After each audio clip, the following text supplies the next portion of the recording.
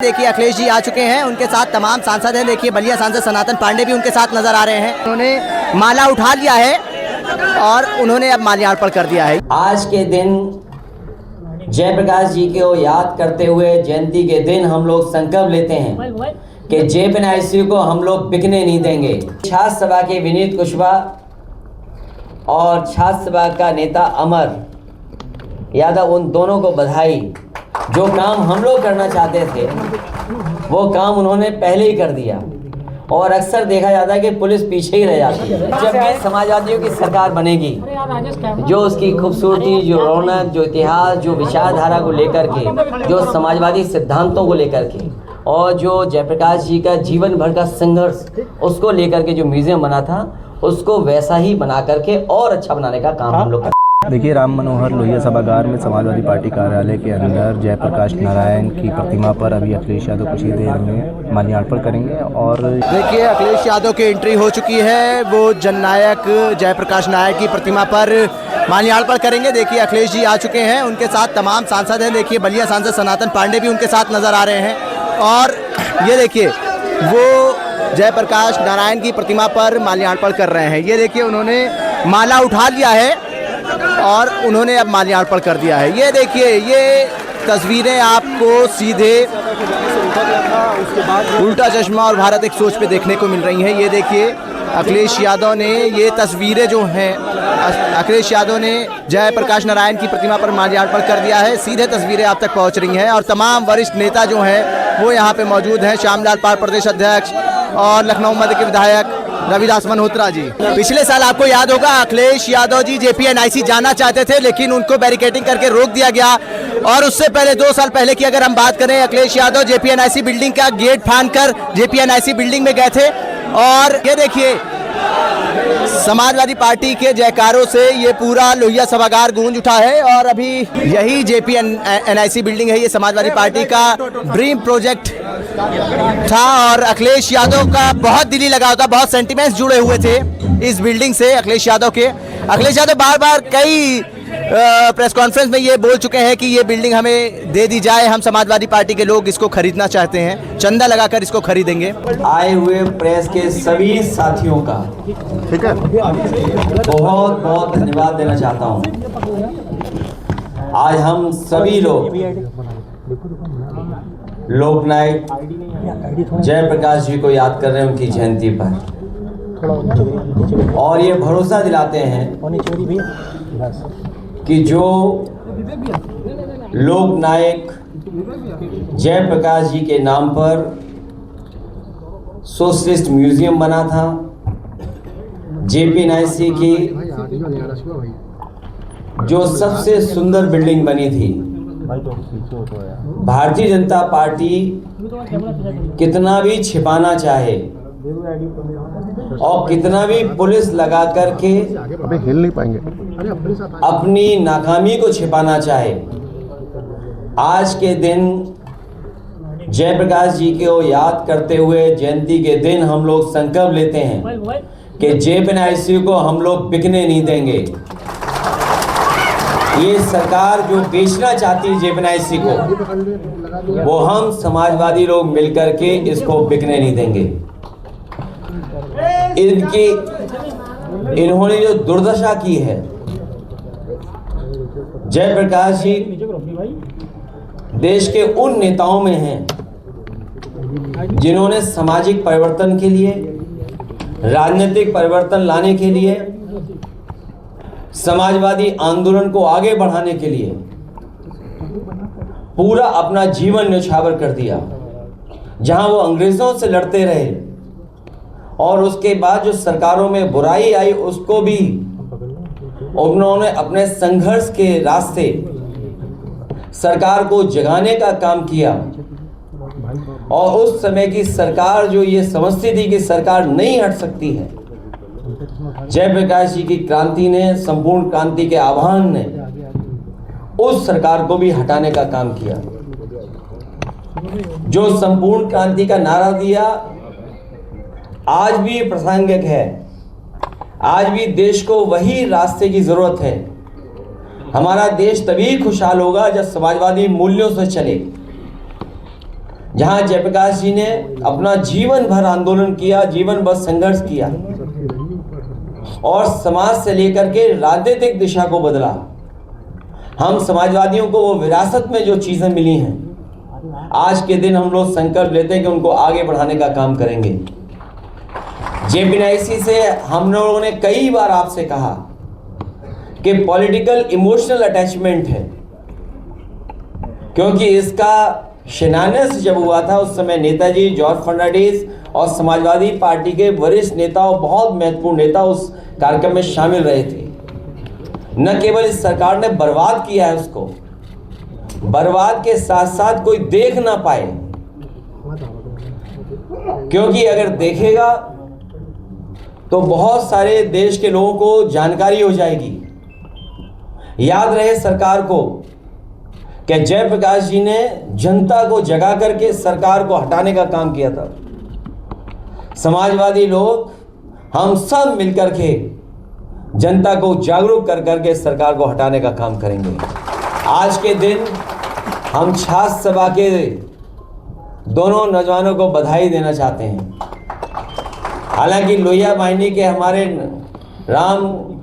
करण निर्मल को भी मैंने कहा था कि उनकी भी इच्छा थी कि कुछ इस तरह का काम किया जाए, मैंने उन्हें रोका था, लेकिन छात्र सभा के विनीत कुशवाहा और छात्र सभा का नेता अमर यादव, उन दोनों को बधाई। जो काम हम लोग करना चाहते थे वो काम उन्होंने पहले ही कर दिया। और अक्सर देखा जाता है कि पुलिस पीछे ही रह जाती है, इस बार फिर पुलिस पीछे रह गई। और इस साल का जो सोशलिस्ट प्राइज है वो उन्हीं दोनों छात्र सभा के नेताओं को जाता है। सर, कल आपने आपका अकाउंट सस्पेंड कर दिया गया, ऐसा क्या कहना चाहेंगे? नहीं, वो प्रिंट आउट देना मुझे जरा। बड़ी पहरेदारी है, बड़ी पहरेदारी है, सरकार रोक रही है आपको। कोई पहरेदारी नहीं है, थोड़ा सा नीचे कर लीजिए पीटीआई। कोई पहरेदारी नहीं है। मुझे जानकारी बाद में मिली कि हमारा अकाउंट ब्लॉक कर दिया गया, सस्पेंड कर दिया गया, और जो आप लोगों के माध्यम से जानकारी मिली और जो आज कागज पे मुझे जानकारी मिल रही है कि उस पे कुछ ऑब्जेक्शंस था, और जो ऑब्जेक्शंस ये दिए गए कि adult sexual exploitation and violence की शिकायत है। हमारा ऐसे लगे ना ऊपर नहीं, ये हमारे पत्रकार साथी जानते होंगे, अनऑफिशियल भी ये बात आपको कही गई थी कि अनऑफिशियली भी आप लोगों को, मुझे लगता कि विभागों से जानकारी मिली थी। ये जो आपके चेहरे पे मुस्कुराहट ये बता रहे हैं कि आपको पहले ही पता था कि एडल्ट सेक्सुअल एक्सप्लॉयटेशन वायलेंस। तो मैंने जानना चाहा, जब मुझे पूरी रिपोर्ट मिली, उस रिपोर्ट में जो पोस्ट हुए हैं, बलिया की एक घटना है जहां पर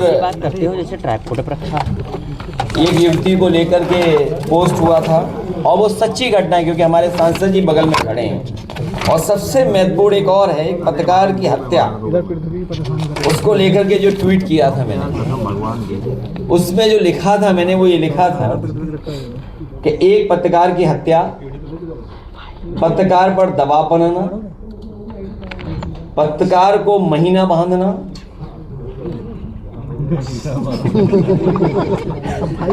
पत्रकारों पर एफआईआर कराना, कितना दबाव है यार पीछे से, पत्रकारों को निर्वस्त्र करके मारना, और ये आप जानते हो किस जिले की घटना है, जालौन। पत्रकारों को अवांछित पे पाबंद कराना। भाजपा राज्य में मीडिया के मनोबल के इनकाउंटर का हर हथकंडा अपनाया जा रहा है, तो इसमें क्या गलत है? लेकिन ये बात हम लोगों को समझ में आ गई है, समाजवादियों को, कि जितना हम लोग जमीन पर काम करेंगे उतनी लड़ाई हम लोगों की लड़ाई हमारी कामयाब होगी। इसलिए जमीन पर ही हम लोग संघर्ष करेंगे और जमीन पर ही जनता को जागरूक करने का काम करेंगे। अखिलेश जी, जयप्रकाश नारायण जी जाने जाते थे, उस वक्त की जो सरकार थी कांग्रेस की, उसको उखाड़ फेंका उन्होंने, और आज आप किसी कांग्रेस के साथ हैं, तो आपको लगता है कोई सैद्धांतिक कहीं आपके लिए मुश्किल की स्थिति है? हमारा सिद्धांत नहीं बदला है, सिद्धांत कभी नहीं बदलता है, और जिन कारणों को लेकर के जेपी को उस उम्र में बीमारी के हालात में भी उन्हें जनता के बीच आना पड़ा और नौजवानों की बात को रखना पड़ा और आह्वान किया संपूर्ण क्रांति का, वो परिस्थितियां आज भी हैं। बढ़ती हुई महंगाई, बढ़ता हुआ भ्रष्टाचार और किसी को भी किसी संस्था से न्याय न मिलना, सरकार की नाकामी और सरकार जनता से दूर जाती जा रही है। आप हाल ही में घटना जो हुई है जिसका जिक्र अभी आप कर रहे थे, और ये पहली घटना नहीं उत्तर प्रदेश में हुई है कि बाल्मीकि समाज के एक नौजवान को इस तरह पीटा गया हो और जाति सूचक, जाति के आधार बना करके, और ये सरकार का जो काम करने का तरीका है, जो कानून न्यायालय पर भरोसा नहीं करते हैं, हिंसा का जो रास्ता अपना रही है सरकार, उसी की वजह से ये घटनाएं हो रही हैं। पहले पारसी समाज के साथ भी इस तरह का व्यवहार हुआ, और आपको याद होगा इसी जगह पर आपने उन तमाम कथावाचकों का सम्मान किया था। ये कोई उत्तर प्रदेश में पहली बार घटना नहीं हो रही है। जब मुख्यमंत्री की सोच ही बुलडोजर होगी, जब मुख्यमंत्री और सरकार की सोच ही बुलडोजर जैसी होगी, तो आज भी जेपी का जो आंदोलन, जो जेपी का सिद्धांत था, आज भी वही है। उसी रास्ते पे चल करके हम लोग आह्वान करते हैं कि नौजवान और किसान और आम जनता इस सरकार को हटाने का काम करे। तो सर, कांग्रेस के खिलाफ थी, आज आप कांग्रेस के साथ हैं, क्योंकि विरोधी ये बात कहते हैं हमेशा। मेरे पत्रकार साथी, आप सिद्धांत को समझ ही नहीं पा रहे हो। अगर सिद्धांत ही समझ गए होते तो आपको बात समझ में आती मैंने क्या कहा है। उस समय भी भ्रष्टाचार, बेकारी, बेरोजगारी, नौजवानों की पढ़ाई और जनता को न्याय नहीं मिल रहा था। आज भी वही परिस्थितियां हैं। वो भी सरकार के खिलाफ लड़ रहे थे, और आज भी हम लोगों को सरकार के खिलाफ ही लड़ना है। अकाउंट आपका जो बंद हुआ है, इसके पीछे मकसद सोशल मीडिया पर पाबंदी है। वो आपको इशारा है कि आप जमीन पर काम ज्यादा करें।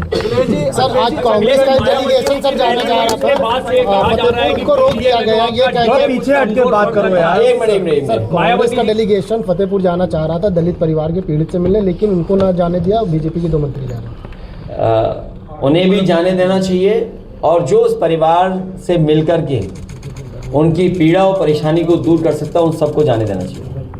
मायावती जी की रैली के बाद क्या पीडीए का डी कुछ कमजोर हो रहा है? किसका? पीडीए का डी। महेश जी की रैली के बाद यहाँ जितने हमारे पत्रकार साथी हैं वो बहुत समझदार और जागरूक हैं। बहुजन समाज पार्टी को जितनी जरूरत आकाश आनंद जी की है, उससे ज्यादा जरूरत भारतीय जनता पार्टी को है। अखिलेश जी देखो नया सोशल मीडिया अकाउंट बनाएंगे अब एक और बैकअप के लिए। नहीं पॉलिटिकल बात सुन लो भाई, पॉलिटिकल बात हो रही है। जो बात मैंने कहा कि बहुजन समाज पार्टी बहुत ज्यादा हो रही है, आगे कूद के बैठ गए के आकाश आनंद जी की ज्यादा जरूरत बीएसपी से ज्यादा बीजेपी को है। सर, कांग्रेस के प्रदेश अध्यक्ष अजय राय ने कहा है कि जितने भी बसें और पुलिस थी वो बीजेपी की तरफ से मायावती जी की रैली में मैंने वो मुझे जानकारी नहीं हासिल है, लेकिन हम लोग जेपीएनआईसी को और लोक नायक जयप्रकाश जी के नाम पर जो म्यूजियम बना है उसको देखना चाहते थे।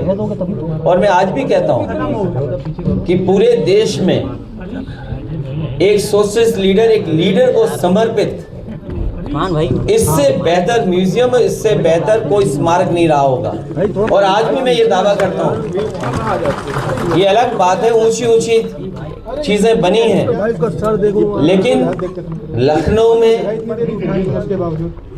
इतने बड़ा स्मारक बनना और उन्हीं के नाम पर, देखिएगा भारतीय जनता पार्टी के लोग वोट मांगेंगे बिहार में जिस एयरपोर्ट पर, पटना के एयरपोर्ट पर भारतीय जनता पार्टी के लोग उतरेंगे, वो हमेशा ये भी याद रखें कि जिनके नाम पर एयरपोर्ट है उन्हीं के नाम पर जो स्मारक और जो म्यूजियम बना था सोचो उसको बर्बाद किया इन्होंने। पटना का एयरपोर्ट जयप्रकाश जी के नाम पर है। किस मुंह भारतीय जनता पार्टी के लोग बिहार की जनता से वोट मांगेंगे? अखिलेश जी ये भी चल रहा है कि यूपी की सरकार जेपीएनआईसी के फर्निशिंग और मेंटेनेंस के लिए कुछ रकम देने जा रही है। ये राजनीति का मुद्दा नहीं है। इस तरह से अमित शाह का बयान सामने आया है कि और जो बांग्लादेशी है उनकी घुसपैठ के कारण मुस्लिम आबादी बढ़ गई है। मैंने आज एक वीडियो देखा है, ये बात तो अलग है। एक वीडियो देखा है, हालांकि फॉरेन पॉलिसी का मैटर है, मुझे नहीं कहना चाहिए। एक वीडियो देखा है कि एक तालिबान के मिनिस्टर उनको रिसीव कर रहे हैं, हमारे फॉरेन मिनिस्टर, और हमारे मुख्यमंत्री जी तालिबान के लिए क्या कहते हैं? हमारे मुख्यमंत्री जी भी कुछ कहते हैं। वो वीडियो शायद हो तो मैं प्ले करा दूं, बताओ। अभी स्क्रीन पे प्ले कराएंगे आपके लिए। सर आज के दिन भी आप वो जेपीएनआईसी को खरीदने की चाहत रखते हैं? कुछ नहीं, खरीदने की नहीं चाहते। आज संकल्प लिया है कि जेपीएनआईसी को बिकने नहीं देंगे। और जब भी समाजवादियों की सरकार बनेगी, जो उसकी खूबसूरती, जो रौनक, जो इतिहास, जो विचारधारा को लेकर के, जो समाजवादी सिद्धांतों को लेकर के, और जो जयप्रकाश जी का जीवन भर का संघर्ष उसको लेकर के जो म्यूजियम बना था, उसको वैसा ही बना करके और अच्छा बनाने का काम हम लोग करेंगे। वर्तमान यूपी सरकार वहाँ रकम कुछ खर्च कर रही है फर्निशिंग के लिए या जेपीएनआईसी की फर्निशिंग या मेंटेनेंस के लिए? वहाँ कुछ नहीं खर्च कर रहे हैं, वहाँ सांप घूम रहे हैं। सर कल रात में बैरिकेडिंग और पुलिस और सच्चाई ये है कि वहाँ अगर खर्च करा होता तो सांप ना होते। सर कल रात में पुलिस और बैरिकेडिंग दोनों लगा दी गई। डर रहता है क्या कि वहाँ कुछ हो जाएगा? बीजेपी छिपाना चाहती है कि जो उन्होंने बर्बादी की है, जो बर्बादी की है उन्होंने, उसको छिपाना चाहती है भारतीय जनता पार्टी। अफगान से आए मंत्री की प्रेस कॉन्फ्रेंस में महिलाओं को, महिला पत्रकारों को नहीं बुलाया गया। अब प्रियंका गांधी इस पर कह रही है। आप बिहार में कितनी जनसभाएं कर रहे हैं वहाँ साथ में? कुछ ऐसा कोई प्लान है? अभी कोई प्लान नहीं है। कोई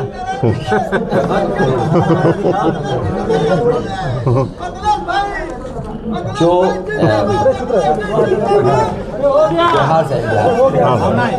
बिहार से पीछे इमोशनल है सर। जो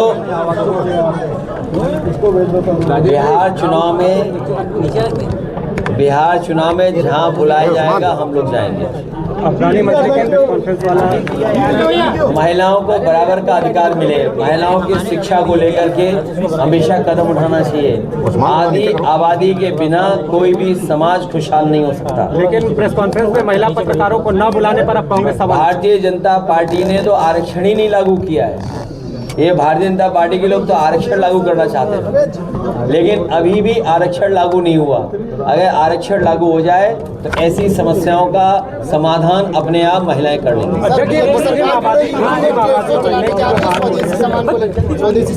वो आर्गुमेंट भारतीय जनता पार्टी का फर्जी है। जिस तरह से ये भारतीय जनता पार्टी हमेशा आर्गुमेंट फर्जी करती है और फर्जी आर्गुमेंट को बढ़ाने के लिए मीडिया का साथ लेती है। मुस्लिम आबादी बढ़ने को लेकर जिस तरह से बातें सामने है, लगातार बयान दिए जा रहे हैं। हाईकोर्ट ने कहा है और सरकार से पूछा भी है कि आप अभी तक कोई कार्रवाई क्यों नहीं कर रहे? जाति आधारित राजनीतिक दलों क्षति के समय हर जगह हो रही है। मैंने सुना है ये जो हमारे पत्रकार साथी पूछ रहे हैं, ये पीडीए से घबराए हुए लोग हैं। भारतीय जनता पार्टी के लोग पीडीए से घबराए हुए लोग हैं। ये जाति समीकरण को अर्थमेटिक बोलते हैं, समीकरण बोलते हैं, अपनी इलेक्शन की इंजीनियरिंग बोलते हैं, होशियारी बोलते हैं। और जब उसी से हारने लगते हैं तो ये हाई कोर्ट भागते हैं, हाई कोर्ट का सहारा लेते हैं। ये अर्थमेटिक्स या समीकरण या भारतीय जनता पार्टी का जो इलेक्शन मैनेजमेंट, ये क्या शब्द हैं? ये जातिवादी जो व्यवस्था लागू करते हैं उससे बचने के लिए भारतीय जनता पार्टी ऐसे शब्दों का इस्तेमाल करती है जब उसी से हारने लगती है। इसीलिए समाजवादियों ने कहा कि जो आंदोलन जयप्रकाश जी ने, जो आंदोलन लोहिया जी ने, जो आंदोलन नेताजी ने और जो रास्ता बाबा साहब भीमराव अम्बेडकर जी ने दिया, न्याय के राज की स्थापना हो, लेकिन न्याय के राज के स्थापना के साथ साथ सामाजिक न्याय के राज की स्थापना के लिए पीडीए सरकार आने वाले समय में समाजवादी लोग मिलकर के बनाएंगे।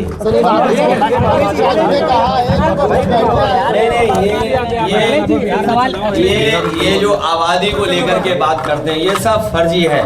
भारतीय जनता पार्टी के लिए फर्जी आंकड़े हैं। भारतीय जनता पार्टी पे सब फर्जी आंकड़े हैं। ये भी फर्जी आंकड़े हैं। ये देखिए, ये बहस इसलिए नहीं छेड़ी है क्योंकि भारतीय जनता पार्टी ये सब काम करवाती है। जैसे उदाहरण के लिए मैं तो कहूँगा पत्रकार साथियों, अभी मुझे रामपुर जाना था, जो बरेली जाना था, मान लीजिए मुझे लैंडिंग परमिशन बरेली की मिली, लेकिन सुनने में आ रहा है बीजेपी के लोगों ने, बीजेपी के सरकार के अधिकारियों ने मेरा ऑफिशियल कार्यक्रम मुंडा पांडे स्टेशन एयरपोर्ट का जारी कर दिया। आप बताइए कि सरकार, उसके अधिकारी मिलकर के दूसरे एयरपोर्ट पे जारी कर रहे हैं कार्यक्रम, और जो जारी कर दिया कार्यक्रम उसको अपने ही चैनल से बढ़ावा दिलवा रहे हैं कि नहीं अब कार्यक्रम ये बदल गया, यहाँ पर उतरेंगे। इसलिए पत्रकार साथियों, घुसपैठिए अगर आज भी आ रहे हैं तो देश के प्रधानमंत्री जी को इस्तीफा दे देना चाहिए। चंडीगढ़ में अगर घुसपैठियों की बात आज भी हो रही है 11 साल बाद, और सच्चाई तो ये है कि दूसरे दल से जो घुसपैठी आए हुए हैं यूपी में, दूसरे दल से असली उन्हें हटाना है। सर मायावती जी कि अगर आजम खां की बात अगर हमें दिल्ली या लखनऊ में हो रही होती तो हम खुले मन से मैंने आपसे कहा कि बीएसपी के बारे में मैंने कह दिया, कुछ नहीं कहना। चंद्रशेखर पर निशाना साधा, मुझे कुछ नहीं कहना, ये चैनल चलाओ अपने कहीं और जाके।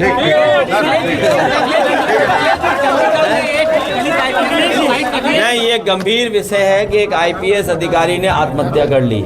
ये जाति को लेकर के अगर हुआ है और जाति को लेकर के अगर जूता फेंका जा रहा है, ये गंभीर विषय है। इधर भी सर गंभीर विषय इसलिए हैं कि अगर हमारे पत्रकार साथी पूछ रहे हैं कि आईपीएस ने आत्महत्या कर ली और जाति के आधार पर उससे अपमान किया जा रहा है, जाति के आधार पे उसके साथ भेदभाव हो रहा है, अगर आईपीएस के साथ इतना भेदभाव हो रहा है और फिर एक चीफ जस्टिस के ऊपर जूता फेंकना, और जिस व्यक्ति ने जूता फेंका वो ये कह रहा हो कि मैं गोल्ड मेडलिस्ट हूं, इससे खराब बात और देश के लिए क्या हो सकती है। धीरे धीरे सभी इंस्टीट्यूशंस को ये सरकार बर्बाद कर रही है और किसी को भी न्याय नहीं मिल रहा। आप सोचिए, एक वाल्मीकि नौजवान के साथ आरोप चोरी का लगा करके किस तरीके से पीटा गया, किस तरीके से जान ले ली गई, और ये पहली घटना यूपी में नहीं हुई है, पहले भी हुई है। और कथावाचकों के साथ क्या किया गया, उनके बाल काट लिए गए, उनकी ढोलक छीन ली गई, उन्हें पीटा गया। तो ये गंभीर विषय है, ये देश को न जाने किस दिशा में ले जाने हैं। समाजवादी लोग मिलकर के इन तमाम चीज़ों को सुधारने का काम करेंगे।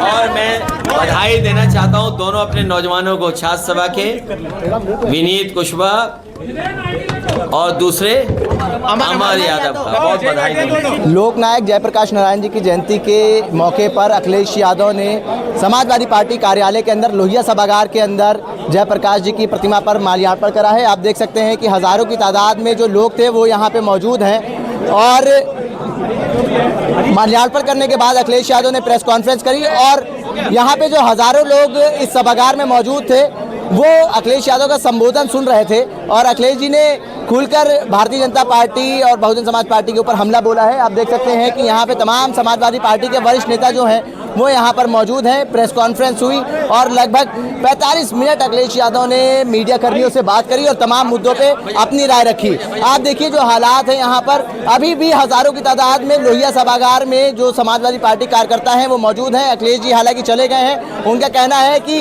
अब हम जेपी एनआईसी को खरीदने की नहीं, अब बिकने नहीं देंगे। खरीदने की इच्छा नहीं रखते लेकिन बिकने नहीं देंगे। उन्होंने साफ कहा है कि उत्तर प्रदेश सरकार को उन्होंने चेतावनी दे दी है कि अब जेपी एनआईसी जो है बिल्डिंग, उसको हम बिकने नहीं देंगे। भारत एक सोच के लिए आकिब मिराज खान, लखनऊ।